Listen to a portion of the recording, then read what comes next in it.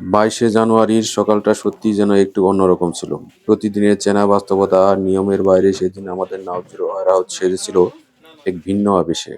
কোথাও কোলাহল নেই, বরং ছিল হাসি আর উষ্ণতার নীরব আমন্ত্রণ।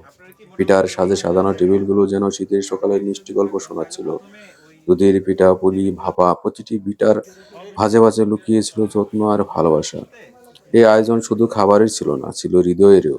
আদর আপ্যায়নে ভরপুর সেই মুহূর্তগুলো সহকর্মীদের মাঝে দূরত্ব গলে গিয়ে তৈরি হয়েছিল আন্তরিকতার সেতু।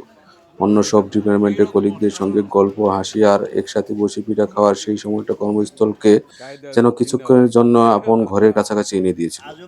শিপিং এবং মার্কেট ইকুইপমেন্ট ডিপার্টমেন্টের এই উদ্যোগ ছিল সত্যিই প্রশংসনীয়। তবে শুধু ধন্যবাদ বলে সেই আয়োজনের গভীরতা আর উষ্ণতাকে ছোট করতে মন চায় না।